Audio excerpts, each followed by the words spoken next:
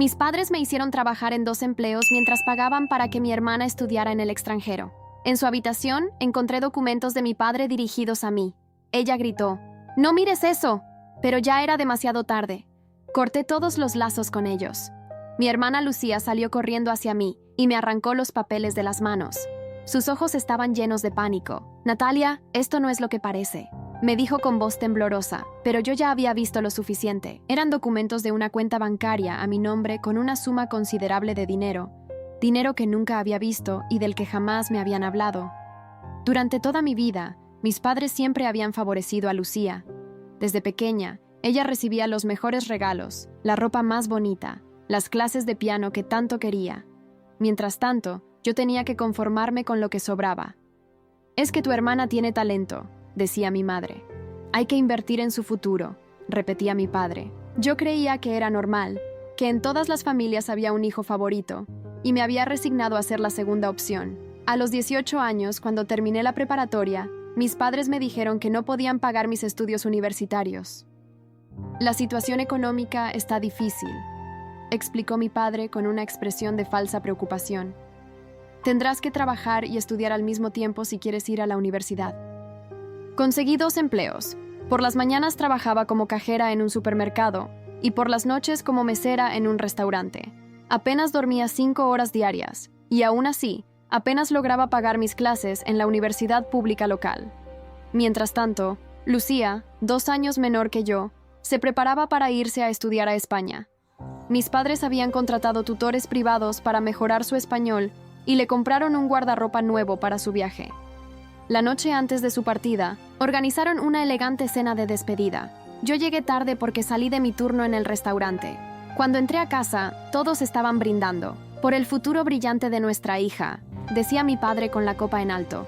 Nadie notó mi llegada. Ese día, mientras todos celebraban, subí a mi habitación con un nudo en la garganta.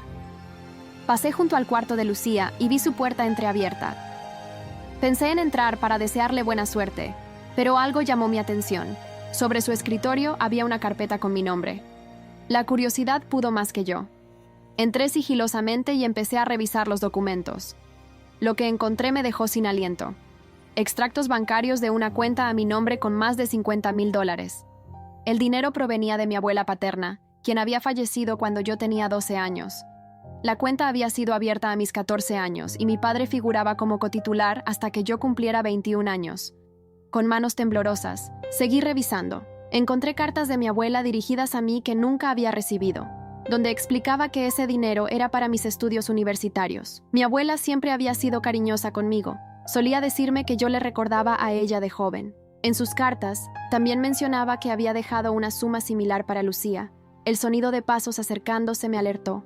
Lucía entró a la habitación y al verme con los documentos, su rostro palideció. Fue entonces cuando me gritó que no mirara eso e intentó quitarme los papeles, pero ya había visto suficiente. Mi mente conectó todas las piezas. Mis padres habían utilizado el dinero que mi abuela había dejado para mis estudios, para financiar el viaje de Lucía a España y quién sabe qué más. Bajé las escaleras como una tormenta, con los papeles en la mano y Lucía pisándome los talones, suplicándome que la escuchara. Cuando entré al comedor, todos se quedaron en silencio. «¿Qué significa esto?», pregunté, arrojando los documentos sobre la mesa. Mi padre se puso de pie, visiblemente nervioso. Mi madre miró hacia otro lado. «Natalia, podemos explicarlo», comenzó a decir mi padre. «¿Explicar qué? ¿Que me han estado robando durante años?». Mi voz salió entrecortada por la rabia. Mi padre intentó tomar los documentos, pero yo los aparté de su alcance. «No es robo, Natalia. Somos tus padres y decidimos lo que era mejor para la familia», contestó mi padre con fingida calma. Mi madre seguía sin mirarme, ocupada en reordenar los cubiertos en la mesa como si nada estuviera pasando. ¿Lo mejor para la familia o lo mejor para Lucía? Las palabras salieron como veneno de mi boca. Me volví hacia mi hermana, que estaba paralizada junto a la escalera. ¿Tú lo sabías? ¿Sabías que estaban usando mi dinero para tus estudios en España? Lucía bajó la mirada y ese gesto me lo dijo todo. «Lo siento, no sabía que no te habían contado», murmuró. «¿No te habían contado?», solté una risa amarga. «¿No se te ocurrió preguntarles de dónde salía tanto dinero cuando yo tengo que trabajar como esclava para pagar mis estudios?». Un silencio incómodo invadió la sala. Los amigos de la familia que habían sido invitados a la cena comenzaron a murmurar entre ellos. La tía Elena, hermana de mi madre, se levantó disculpándose y otros invitados la siguieron. En minutos, solo quedábamos nosotros 4. Natalia, esto no es el momento. Mi madre finalmente habló. Estamos celebrando el viaje de tu hermana. Podemos hablar de esto mañana. ¿Mañana? ¿Cuándo Lucía ya esté en España gastando mi dinero? Me acerqué a la mesa y golpeé la superficie con la palma de mi mano. No hay mañana para esta conversación. Quiero saber exactamente cuánto dinero me robaron y cómo piensan devolverlo.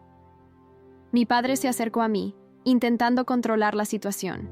Tu abuela dejó ese dinero bajo mi custodia. Consideré que lo mejor era usarlo para la educación de ambas. Y Lucía tenía esta oportunidad única. ¿Y yo qué? ¿Mis oportunidades no importan? ¿Mis sueños no cuentan? Las lágrimas comenzaron a nublar mi visión, pero me negué a dejarlas caer. He sacrificado todo. Duermo 5 horas diarias. Apenas puedo mantener mis calificaciones porque estoy agotada todo el tiempo. ¿Y todo para qué? Para que ustedes pudieran darle a la princesa Lucía una vida de lujos con M y dinero. Lucía se acercó con los ojos llenos de lágrimas.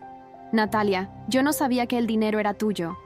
Papá me dijo que la abuela había dejado dinero para mis estudios en el extranjero. ¿Y tú le creíste? ¿Nunca te preguntaste por qué yo tenía que trabajar tanto mientras tú lo tenías todo fácil? La miré con desprecio. No me vengas con lágrimas ahora. Eres tan culpable como ellos. Mi madre se interpuso entre nosotras. Natalia, estás siendo injusta con tu hermana. Nosotros tomamos las decisiones, no ella. ¿Injusta? ¿Injusta? Mi voz se elevó tanto que sentí que me desgarraba la garganta. Ustedes me han robado, me han mentido, me han hecho creer que no valía lo suficiente para merecer su apoyo. Y yo soy injusta. Mi padre intentó poner una mano en mi hombro, pero yo me aparté bruscamente. Te lo compensaremos, Natalia. Cuando Lucía termine sus estudios. No quiero compensaciones, quiero mi dinero, ahora. Mi tono no dejaba lugar a discusiones. No podemos dártelo ahora, está invertido en... Comenzó mi padre. ¿En los estudios de Lucía? ¿En su apartamento en Madrid? ¿En su guardarropa nuevo? Tomé mi bolso que había dejado sobre una silla. Se acabó. No voy a seguir siendo la tonta que se mata trabajando mientras ustedes disfrutan de mi dinero. Mi madre comenzó a llorar, pero ya no me afectaba. Durante años había intentado ganarme su aprobación, su cariño, sin entender por qué siempre parecía tan distante conmigo y tan cercana con Lucía. Natalia, por favor, no hagas algo de lo que te arrepientas, suplicó mi madre. ¿Cómo confiar en ustedes? Ese barco ya zarpó. Me dirigí hacia la puerta. Mañana iré al banco a verificar exactamente cuánto dinero quedaba en esa cuenta y cuánto han sacado. Y luego hablaré con un abogado. ¿Un abogado? Mi padre palideció. Somos familia. Natalia, las familias no se demandan entre sí. Las familias tampoco roban a sus hijos. Abrí la puerta y me detuve un momento. Y ya no los considero mi familia. Salí de la casa con el corazón palpitándome en los oídos. No sabía a dónde ir. Mi apartamento era un lugar diminuto que compartía con 2 compañeras de la universidad, y no quería llegar llorando y tener que dar explicaciones. Sin pensarlo demasiado, llamé a Miguel, mi mejor amigo desde la secundaria. ¿Puedo quedarme en tu casa esta noche?, le pregunté en cuanto contestó. ¿Natalia? ¿Qué pasó? Claro que puedes quedarte. Media hora después estaba sentada en el sofá de Miguel, contándole todo entre lágrimas. Él me escuchó en silencio, ofreciéndome pañuelos y un hombro para apoyarme. Siempre supe que tus padres preferían a Lucía, pero esto es otro nivel. Miguel negó con la cabeza, indignado. No sé qué hacer, Miguel. Me siento tan traicionada, tan utilizada. Primero, respira. Mañana iremos juntos al banco y averiguaremos exactamente qué pasó con ese dinero. Miguel tomó mis manos entre las suyas. Y después, si quieres, te acompaño a hablar con un abogado. Un amigo de mi padre es abogado familiar. Seguro puede aconsejarte. Esa noche apenas dormí. Mi teléfono no dejaba de sonar con llamadas y mensajes de mis padres y de Lucía, pero no contesté ninguno. Mi mente giraba alrededor de todos los sacrificios que había hecho, todos los turnos dobles que había cubierto, todas las veces que me había quedado estudiando hasta la madrugada, después de un día agotador de trabajo. Y todo ese tiempo, el dinero para mis estudios estaba ahí, siendo utilizado para financiar los caprichos de mi hermana. A la mañana siguiente, Miguel y yo fuimos al banco. Después de mostrar mi identificación y explicar la situación, un gerente nos atendió en privado. Lo que descubrí me dejó helada. La cuenta original tenía casi $50,000, como había visto en los documentos, pero ahora quedaban menos de 5,000. Los retiros habían comenzado exactamente cuando Lucía cumplió 16 años, 2 años atrás, coincidiendo con sus clases particulares de español y sus vacaciones de preparación en Madrid. Los retiros fueron autorizados por su padre, como cotitular de la cuenta, explicó el gerente del banco, mostrándome los registros. Legalmente, él tenía derecho a hacer esas transacciones. Salí del banco sintiéndome completamente derrotada. Mi propio padre había vaciado metódicamente la cuenta que mi abuela había dejado para mi educación. No fue un error, no fue una decisión impulsiva. Fue un plan calculado durante años. Esto no puede quedarse así, Natalia, dijo Miguel mientras caminábamos hacia su auto. Vamos a ver a ese abogado ahora mismo.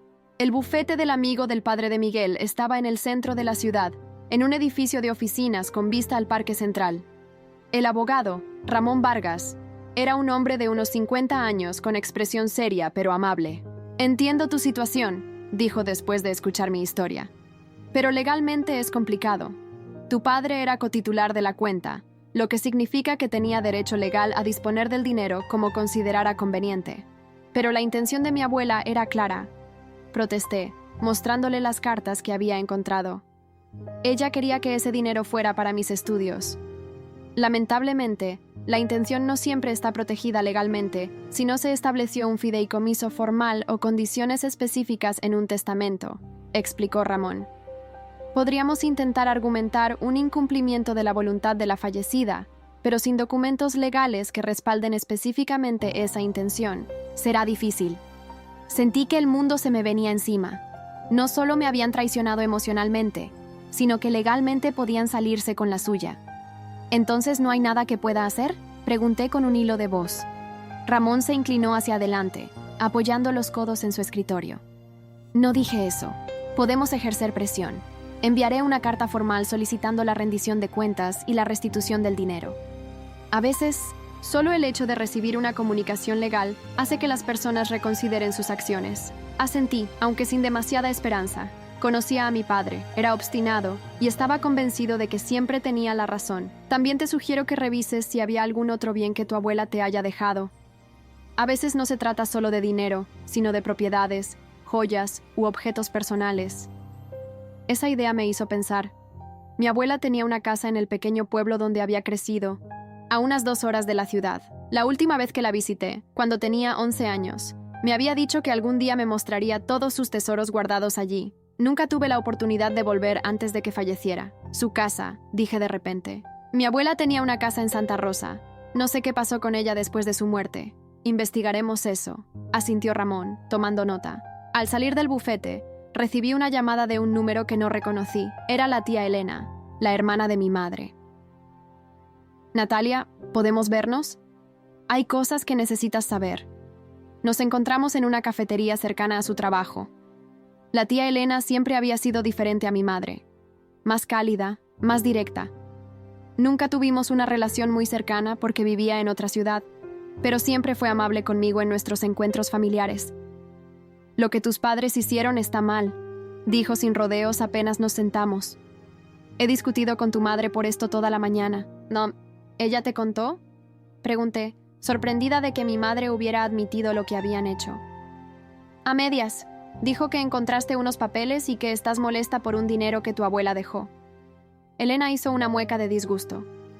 Pero conozco a mi hermana y sé cuándo está ocultando algo. Presioné hasta que me contó la verdad. Me contó que mi madre había llamado a toda la familia para advertirles que yo estaba fuera de control y que no debían creerme si les pedía dinero o les contaba historias. La idea de que intentaran desacreditarme antes de que pudiera defenderme me hizo sentir náuseas. Tu madre siempre ha sido así, dijo Elena con tristeza, siempre tratando de controlar la narrativa, de quedar bien ante todos. ¿Por qué me odian tanto? La pregunta salió de mi boca antes de que pudiera contenerla. ¿Qué les hice para que me trataran así toda mi vida? Elena me miró con una mezcla de compasión y algo más. ¿Culpa? No te odian, Natalia. Es mucho más complicado que eso. Tomó un sorbo de su café. ¿Sabes por qué tu madre y yo no somos cercanas a pesar de ser hermanas? Negué con la cabeza. Porque yo siempre supe la verdad sobre ella, y ella no soporta que alguien vea más allá de la fachada que ha construido. Elena suspiró profundamente. Tu madre tiene problemas. Siempre los ha tenido. Desde pequeña mostraba conductas preocupantes. Mentía compulsivamente, manipulaba, no mostraba empatía real. Me quedé helada escuchando a mi tía. Todo lo que decía encajaba con mi experiencia viviendo con mi madre. Antes de continuar, permítanme hacer una observación. Esta es una historia original del canal TS Triálogos. Si la estás escuchando desde otro canal, significa que esta historia fue robada de nuestro canal. Si te gustó esta historia, suscríbete a TS Triálogos para ver las mejores historias, pero nunca había tenido las palabras para describirlo. Cuando conoció a tu padre, él quedó fascinado con su belleza y su aparente dulzura. No vio lo que había debajo. Elena continuó. Y luego llegaste tú. Eras una bebé preciosa, inteligente, con una personalidad fuerte desde el principio. Y eso asustó a tu madre. ¿La asusté? ¿Por ser un bebé normal? ¿Por ser un bebé que todos admiraban? Tu madre siempre ha necesitado ser el centro de atención. Cuando tú empezaste a recibir elogios, a destacar en la escuela, ella comenzó a resentirte. Elena me tomó la mano por encima de la mesa. Y cuando nació Lucía, encontró en ella la hija perfecta, dócil, fácil de moldear, siempre buscando su aprobación. Las piezas empezaban a encajar. Los años de frialdad, de comparaciones constantes, de hacerme sentir que nunca era suficiente. No era porque yo estuviera haciendo algo mal, era porque mi madre no podía soportar que yo fuera yo misma. ¿Y mi padre? ¿Por qué él participó en esto? Tu padre es débil. Elena no suavizó sus palabras. Ama a tu madre de una manera que le impide ver claramente. Haría cualquier cosa para complacerla, incluso si eso significa tratar injustamente a su propia hija. Mientras Elena hablaba, sentí una extraña sensación de alivio mezclada con dolor. Por un lado, finalmente entendía que el problema nunca había sido yo. Por otro, comprendía que nunca tendría la familia que siempre había deseado. Hay algo más que debes saber, dijo Elena bajando la voz. La casa de tu abuela en Santa Rosa. Tu padre le dijo a todos que la vendió poco después del funeral, pero yo nunca creí esa historia. Tu abuela me había dicho que quería que esa casa fuera para ti, que había dejado instrucciones específicas. Sentí que mi corazón se aceleraba. ¿Crees que sigues siendo de mi familia? No lo sé con certeza, pero vale la pena investigar. Si la casa no se vendió y sigue a nombre de tu padre o en un fideicomiso, podrías tener un reclamo legítimo.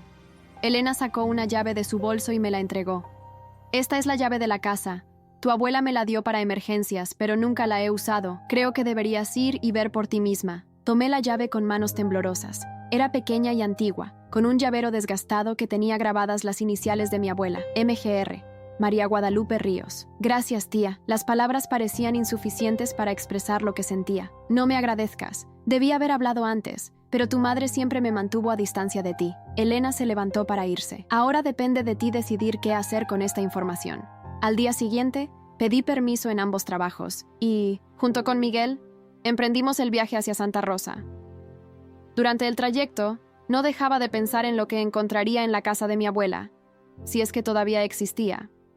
Santa Rosa era un pueblo pequeño, enclavado entre montañas, con casas de colores brillantes y calles empedradas. A pesar de haber pasado tantos años, recordaba perfectamente cómo llegar a la casa de mi abuela, un camino sinuoso que subía por una pequeña colina, alejada del centro pero con una vista privilegiada del pueblo. Ahí está, dije cuando la divisamos. La casa azul con ventanas blancas seguía exactamente igual a como la recordaba. El jardín delantero estaba sorprendentemente bien cuidado, con rosales florecidos y el viejo limonero que mi abuela tanto apreciaba.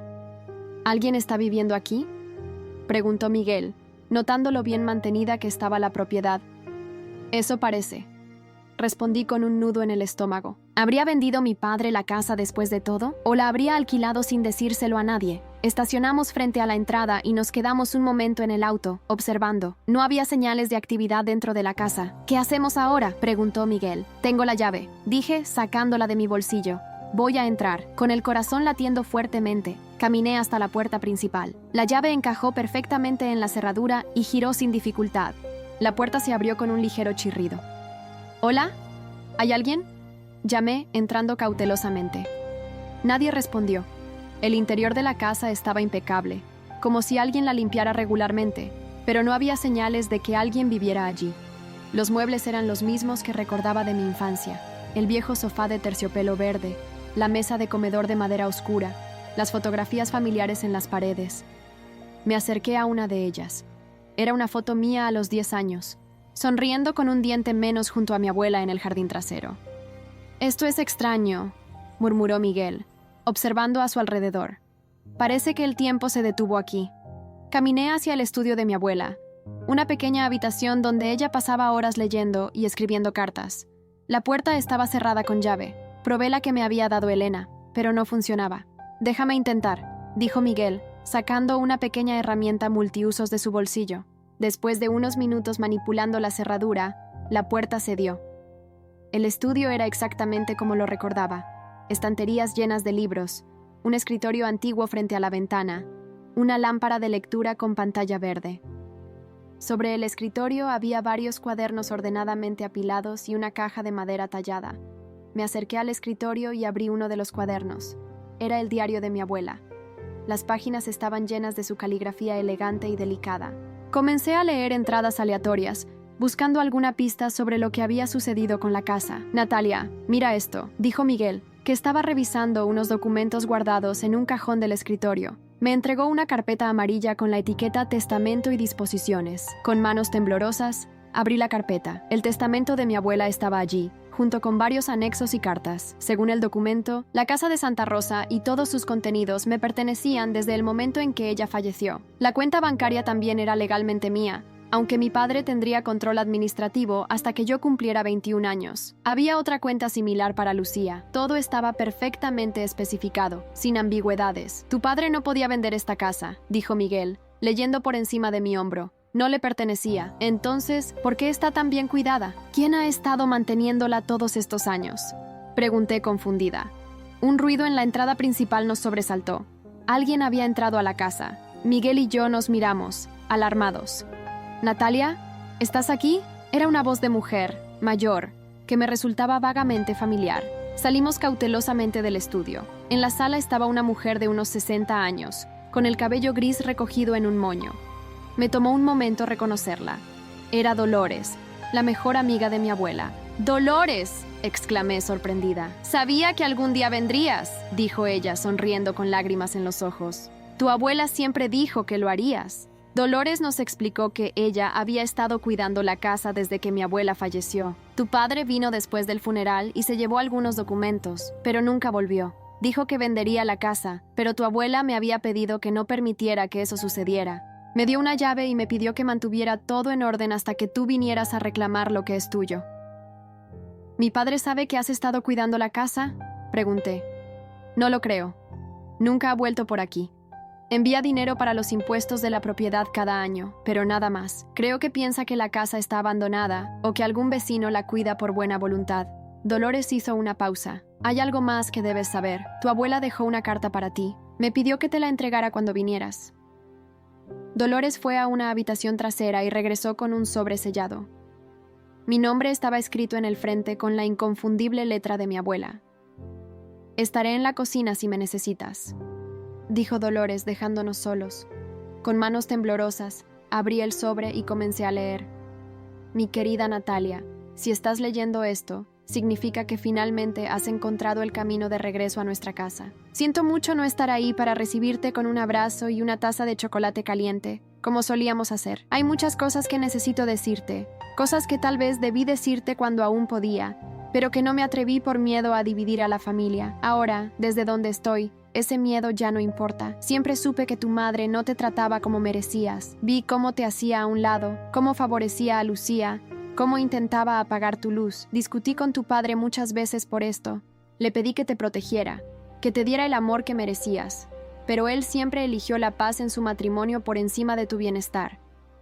Esa es una culpa que él deberá cargar para siempre. Cuando supe que mi tiempo se acortaba, hice lo único que podía hacer: asegurarme de que tuvieras los medios para ser libre cuando fuera el momento. La casa es tuya, con todo lo que contiene. El dinero en el banco también, aunque sospecho que para cuando leas esto, ese dinero ya habrá desaparecido. Conozco demasiado bien a mi hijo para confiar en que respetaría mis deseos. Pero hay más, mi niña. En el fondo del armario de mi habitación, detrás del panel suelto, hay una caja fuerte. La combinación es tu fecha de nacimiento. Dentro encontrarás algo que cambió mi vida y que ahora, espero, cambiará la tuya. Recuerda siempre que eres fuerte, que eres valiosa, que mereces amor y respeto. No permitas que nadie te convenza de lo contrario, ni siquiera aquellos que deberían amarte incondicionalmente. Con todo mi amor, abuela María. Las lágrimas corrían por mis mejillas cuando terminé de leer. Miguel me rodeó con un brazo, ofreciéndome consuelo silencioso.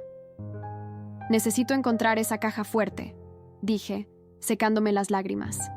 Fuimos a la habitación de mi abuela, otra estancia perfectamente conservada con su cama con dosel, su tocador antiguo y su armario de caoba. Siguiendo las instrucciones de la carta, busqué en el fondo del armario y, efectivamente, había un panel que se movía. Detrás estaba una pequeña caja fuerte empotrada en la pared. Marqué mi fecha de nacimiento, 24/06/97. La puerta de la caja se abrió con un clic. Dentro había varios sobres, documentos oficiales y una pequeña caja de joyería. Tomé uno de los sobres y lo abrí. Era una escritura de propiedad de un terreno en las afueras de la ciudad, a mi nombre. Según la fecha, mi abuela lo había comprado y transferido a mi nombre poco antes de fallecer. El siguiente sobre contenía acciones de varias empresas, también a mi nombre, con un valor actual que me dejó sin aliento, más de $300,000. Tu abuela se aseguró de que nadie pudiera quitarte esto, dijo Miguel, impresionado. Lo puso todo directamente a tu nombre, sin intermediarios. Abrí la caja de joyería. Contenía un hermoso collar de esmeraldas y una nota. Este collar ha pasado de madre a hija en nuestra familia durante generaciones. Ahora te pertenece a ti, mi verdadera heredera. Natalia, llamó Dolores desde la puerta. Hay alguien más que quiere verte. En la sala, esperando nerviosamente, estaba Amanda, la abogada de mi abuela. Era una mujer de mediana edad con expresión seria pero amable. He estado esperando este momento durante años, dijo, estrechando mi mano. Tu abuela me pidió que vigilara la situación y me asegurara de que recibieras lo que te corresponde cuando estuvieras lista. Amanda me explicó que mi abuela, sospechando que mi padre podría intentar apropiarse del dinero que había dejado para mí, había tomado medidas adicionales. La cuenta bancaria que mi padre había vaciado era solo una parte de mi herencia, la parte visible que mi abuela había dejado deliberadamente vulnerable para ver cómo actuaría mi padre. Tu abuela era una mujer muy inteligente, dijo Amanda con una sonrisa triste. Quería darte la oportunidad de ver la verdad por ti misma, pero también se aseguró de proteger la mayor parte de tu herencia. Según Amanda, mi abuela había documentado durante años el trato desigual que yo recibía en casa. Tenía cartas, grabaciones de conversaciones con mi padre, donde él admitía la preferencia por Lucía. Incluso fotografías de eventos familiares, donde yo claramente estaba excluida. Todo esto puede servir como evidencia si decides llevar el caso a los tribunales, explicó Amanda. No solo por el dinero que tu padre malversó, sino también por daños emocionales. Mi cabeza daba vueltas. Lo que había comenzado como un descubrimiento doloroso se había convertido en una revelación que cambiaría mi vida para siempre. No quiero llevar esto a los tribunales, dije después de un momento de reflexión. No quiero alargar este dolor ni hacer público algo tan personal. Amanda asintió comprensivamente. Tu abuela pensó que podrías decidir eso. También me dejó instrucciones para ese escenario. Me explicó que mi abuela había preparado un acuerdo extrajudicial que yo podría presentar a mis padres.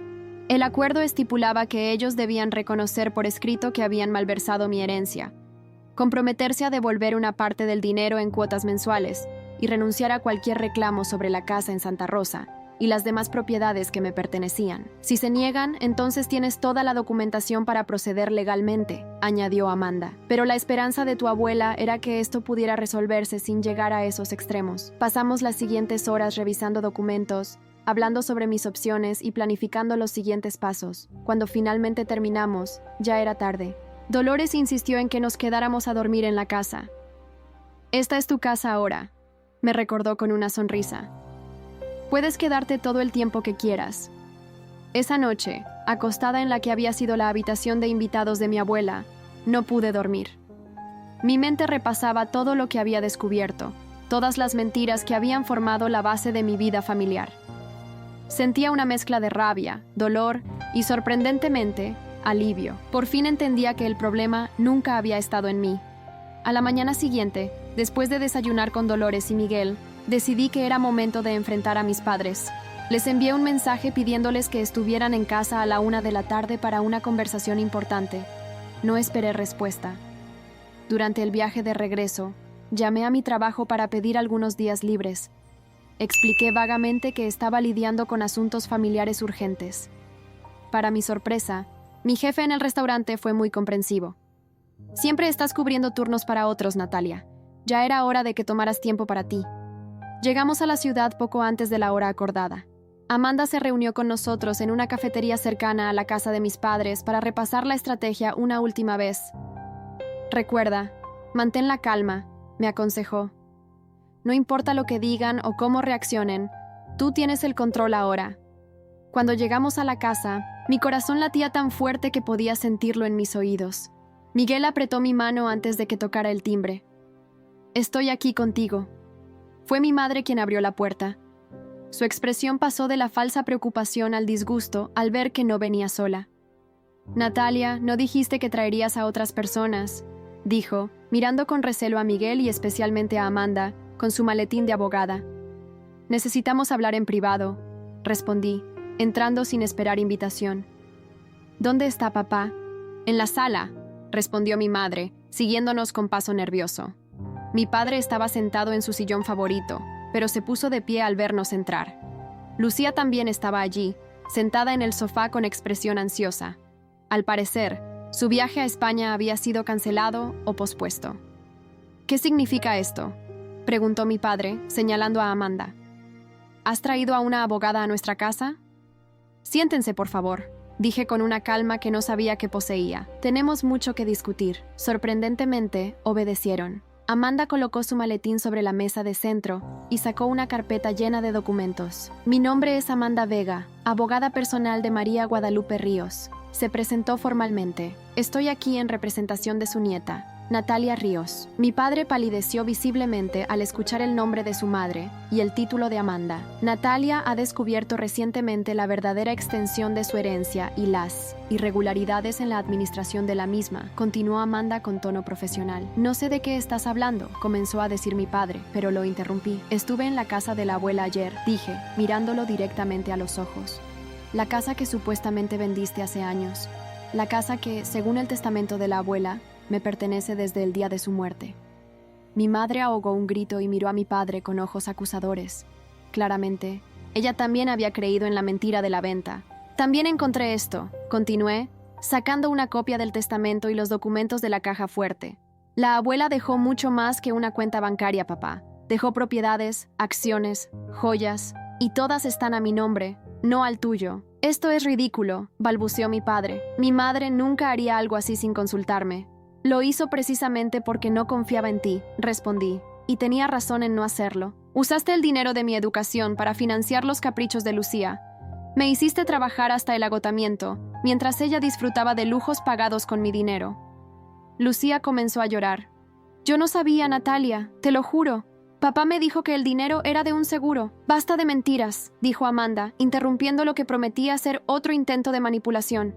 Estamos aquí para presentar una propuesta, no para escuchar más excusas. Le entregó a mi padre un documento. Era el acuerdo extrajudicial que mi abuela había preparado años atrás, actualizado por Amanda para reflejar la situación actual. Este acuerdo establece que reconocen haber malversado fondos destinados a Natalia y se comprometen a devolver $45,000 en cuotas mensuales durante los próximos 5 años, explicó Amanda. También renuncian a cualquier reclamo sobre la propiedad en Santa Rosa y las demás posesiones detalladas en el testamento de la señora Ríos. Mi padre leyó el documento con manos temblorosas, pasándoselo luego a mi madre, quien lo apenas le echó un vistazo antes de dejarlo caer sobre la mesa. ¿Y si nos negamos a firmar?, preguntó mi padre, intentando mantener un tono desafiante. Amanda sonrió con frialdad. Entonces presentaremos una demanda formal por malversación de fondos, fraude y daño emocional. Tenemos toda la documentación necesaria, incluyendo grabaciones donde usted admite la discriminación sistemática contra su hija mayor y el desvío de fondos destinados a su educación. ¿Grabaciones? Mi padre parecía genuinamente sorprendido. La abuela documentó todo durante años, expliqué. Cada vez que hablabas con ella sobre cómo preferías a Lucía, cada vez que le mencionabas que no querías gastar dinero en mi educación, ella guardó todo. Un silencio pesado cayó sobre la sala. Mi madre fue la primera en romperlo. «Esto es tu culpa», le dijo a mi padre, con veneno en la voz. «Te dije que tu madre nunca me aceptó, que siempre favoreció a Natalia, y ahora nos está castigando desde la tumba». «La abuela no está castigando a nadie», respondí con calma. Solo se aseguró de que yo tuviera las herramientas para defenderme cuando descubriera la verdad. Y la verdad es que ustedes me robaron, me mintieron y me hicieron sentir inferior toda mi vida. Me volví hacia Lucía, que seguía sollozando en el sofá. «No te odio, Lucía, pero tampoco puedo perdonarte todavía. Tú también elegiste cerrar los ojos ante lo que estaba sucediendo. ¿Qué quieres de nosotros?», preguntó finalmente mi padre, sonando derrotado. «Quiero que firmen el acuerdo y cumplan con lo que dice. No quiero llevar esto a los tribunales. No quiero hacer público el tipo de personas que son. Solo quiero justicia y seguir adelante con mi vida». Mi padre y mi madre intercambiaron miradas. Después de lo que pareció una eternidad, mi padre tomó un bolígrafo y firmó el acuerdo. Mi madre lo siguió, con lágrimas de rabia en los ojos. «También quiero las llaves de la casa de la abuela», añadí. «Todas las copias que tengan». Mi padre sacó un llavero de su bolsillo y separó una llave antigua, similar a la que me había dado la tía Elena. Me la entregó sin decir palabra. «Una cosa más», dije, poniéndome de pie. «No quiero volver a verlos. No quiero llamadas. No quiero mensajes. No quiero que aparezcan en mi trabajo o en mi apartamento. Esta es la última vez que hablaremos». «No puedes hablar en serio», dijo mi madre, finalmente mostrando una emoción que parecía genuina. «Somos tu familia». «No, no lo son. Una familia no hace lo que ustedes me hicieron». Me dirigí hacia la puerta, seguida por Miguel y Amanda. «Mensualmente recibirán un recordatorio del pago que deben hacer. Si fallan una sola vez, procederemos con la demanda». Salí de esa casa sintiendo como si un peso enorme se hubiera levantado de mis hombros. En el auto, las lágrimas finalmente llegaron, pero no eran lágrimas de tristeza, eran lágrimas de liberación. «¿Estás bien?», preguntó Miguel preocupado. «Mejor que nunca», respondí con sinceridad. 3 años han pasado desde aquel día en que enfrenté a mis padres y corté todos los lazos con ellos. 3 años de transformación, de sanación, de construir una nueva vida desde mis propios términos. Lo primero que hice fue dejar uno de mis trabajos. Con el dinero de las acciones que mi abuela me había dejado, pude concentrarme en terminar mi carrera universitaria sin el agotamiento constante que había sido mi compañero durante tanto tiempo. Me gradué con honores y conseguí un puesto en una empresa de tecnología, donde mi talento finalmente es valorado y recompensado justamente. La casa en Santa Rosa se ha convertido en mi refugio. Cada fin de semana viajo allí para escapar del bullicio de la ciudad. Dolores sigue cuidando del jardín, aunque ahora lo hacemos juntas. Me ha enseñado los nombres de todas las plantas que mi abuela cultivaba con tanto cariño, y me ha contado historias de mi familia que nunca había escuchado. Mis padres han cumplido puntualmente con los pagos acordados, aunque nunca han intentado contactarme directamente. A través de la tía Elena, supe que mi padre vendió parte de su negocio para poder cubrir las cuotas. También me enteré de que Lucía volvió de España después de un semestre, aparentemente sin la motivación para continuar sus estudios, sin el apoyo incondicional de mis padres. Miguel se convirtió en mucho más que mi mejor amigo. Su apoyo incondicional durante aquellos días difíciles nos acercó de una manera que ninguno esperaba. Hace 6 meses me pidió matrimonio en el jardín de la casa de mi abuela, bajo el limonero. Dije que sí sin dudarlo. La próxima semana nos casaremos en ese mismo jardín, rodeados de las personas que realmente nos quieren. La tía Elena vendrá, por supuesto, junto con Dolores, Amanda y los amigos que he hecho en estos años. He decidido usar el collar de esmeraldas de mi abuela, continuando así la tradición familiar de la que ahora soy parte legítima. No es que haya olvidado el dolor o perdonado completamente lo que me hicieron. Algunas heridas tardan generaciones en sanar completamente. Pero he aprendido a no dejar que ese dolor defina quién soy o cómo vivo mi vida. A veces pienso en mi abuela, en cómo planeó todo meticulosamente para protegerme incluso después de su muerte. Me pregunto si sabía que algún día tendría la fuerza para enfrentar la verdad y reclamar lo que me pertenecía. Me gusta pensar que sí, que siempre vio en mí esa fortaleza, incluso cuando yo no podía verla. Hoy, mientras escribo estas palabras en el estudio que fue de mi abuela, mirando hacia el valle desde la ventana, puedo decir con certeza, he encontrado mi lugar en el mundo, y es exactamente donde debo estar. Si llegaste hasta aquí y te gustó, no olvides dejar tu like y suscribirte a nuestro canal. Tu apoyo nos motiva a traer más historias increíbles. Muchas gracias y que tengas un excelente día.